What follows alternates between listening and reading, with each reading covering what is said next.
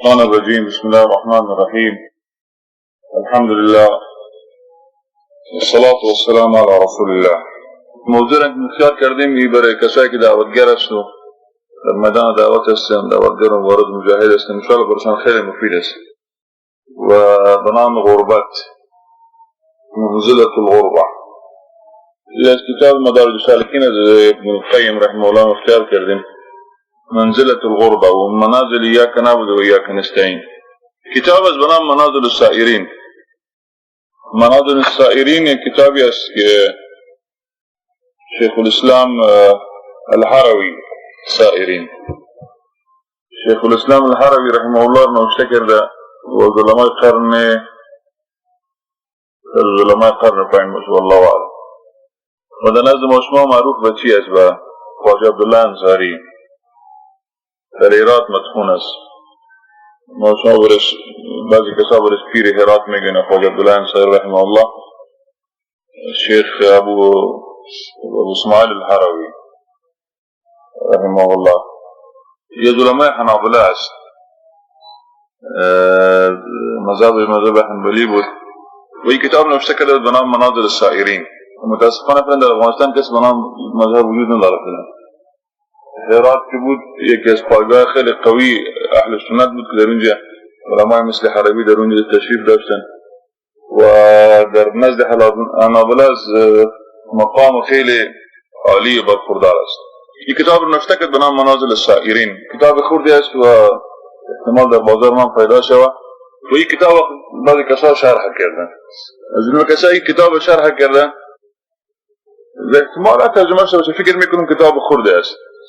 کسایی که کتابش ترجمه شرح کردن از جمله ابن القیم است. ابن القیم رحمه الله جمله علمای حنابله است و شاگرد شیخ الاسلام ابن تیمیه است و ان شاء الله اگه وقت مفصل در باره مدرسه ابن تیمیه صحبت میکنیم. به خاطر ما ابن تیمیه ذات نقول گفا میکنیم و در باره مدرسه ان شاء الله صحبت میکنیم که فلنمی حرکت جهادی که ما شما مشاهده میکنیم، جنبش جهادی که در اکثر کشورهای عربی است، فلنمی جنبش جهادی که در عراق، خصوصا در عراق شما ببینید و راجع در افغانستان مشاهده میکنیم، این همه اتکا بالای فتاوای ابن تیمیه دارن رحمه الله. جمله فتاوایی که وقت جمله فتاوایی که استفاده میشه علیه حکومت‌های مرتد فعلی که است، فتوایی بود که ابن تیمیه درباره مغولیا صادر کرده بود. مغولا هم دو وقت مدعی به بودن که ما در بعض جای مسلمان هستیم و کوشش به داشتن که چی کنن در شریعت و در حکم گفا چیز تفریق گفا تغییرات آورده بودن. در تو حال ابن تیمیه وقت فتوا خواسته میشه فتوای کفر میتن و شاگرد ابن القیم رحمه الله شرح میکنه و دبی از چیز مشکلات پیش شیخ الحربی است و دوم اشاره میکنه. قال شیخ الاسلام، لأن شیخ الاسلام میگه مقصد علامه حربی است رحمه الله. باب الغربة. قال الله تعالى فلولا كان من القرون من قبلكم أولو بقية ينهون عن الفساد في الأرض إلا قليلا ممن أنجينا منه. سوره هود آیت 116 به اشاره میکنه شیخ الاسلام حربی رحمه الله. باب الغربة. قال الله تعالى، الله عز وجل میگه فرمود فلولا كان من القرون من قبلكم، یعنی می بایست کسایی شما می بودن در گذشته کنا من القرون من قبلكم، یعنی کسایی می بودن از کسایی که در زمانه گذشته اونا سپری شدن، کسایی می بودن اولو بقیت، یعنی مردمان صاحب حق و خرد و اندیشه می بودن، ینحون عن الفساد في الارض، اونا باید از فساد در روی زمین چی میکردن؟ نهی میکردن. میبایست میبودن خو نبودن الا قلیلا ممن انجینا من، مگر کسانی اندکی بودن اونا چی بودن؟ اونا را ما الله میگه اونا را ما نجات دادیم.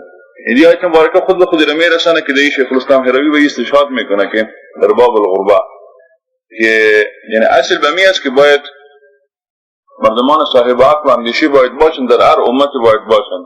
اونا مردم چی کنن؟ از مردم از منهیات از امور ناشایسته اونا را منع کنن. اما دوی شک نیست که قرآن کریم به اشاره میکنه آیه مبارکه که از فساد که من نمیکردن مگر مردم اندک، یعنی مردمایی بودن که اونا مردمان گشمار بودن که اونا من نمیکردن و ما را نجات دادیم. ابن قیم ده اشاره میگه استشهاد و بهذه الآیه فی هذا الباب، استشهادش به این آیه مبارکه که در این باب کس یدل علی رسوخی فی العلم و المعرفه، دلالت به رسوخش و عمقش در علم و معرفت داد. به این خاطر که آیه مبارکه خود به خود دلالت به غربت میکنه. اصل هر مسلمان و این مکلف است که باید از فساد باید منع باید کنه. در حالی قرآن کریم به اشاره میکنه که اندک مردم این کار میکنن، همه مردم این کار نمیکنن. پس دلالت به چی می‌دارد؟ به غربت میکنه. فإن الغرباء في العالم هم اهل هذه الصفة المذكورة في الآية. وبدون شك غرباء در این جهان که ما شما میگذیست میکنیم و زندگی میکنیم، اینا در حقیقت اهل همین صفت مذکور در این آیه مبارکه هستند. وهم الذين اشار اليهم النبي صلى الله عليه وسلم في قوله. اونا کسایی هستند که الله عز وجل رسول الله صلی الله علیه و سلم اشاره کرده بر اونا. حدیث رسول صلی الله علیه و سلم است: بدأ الاسلام غریبا، اسلام غریب آغاز شد، و سيعود غریبا، و پس دوباره بازگشت به غربت میکنه. کما بدأ، قسمی که آغاز شد، فطوبى للغرباء، خوش به حال غرباء. قیل و گفته شد: و من الغرباء یا رسول الله؟ که غرباء کی هستند ای رسول صلی الله علیه و سلم؟ گفت رسول صلی الله علیه و سلم: الذين يصلحون اذا فسد الناس، کسایی که اصلاح میکنن. الذين يصلحون اذا فسد الناس، این یصلحون آمد، یعنی کسایی که صلاح پیدا میکنن در حالی که مردم همگی به فساد چی شدن؟ مبتلا شدن. اینا مردمای صالح هستند.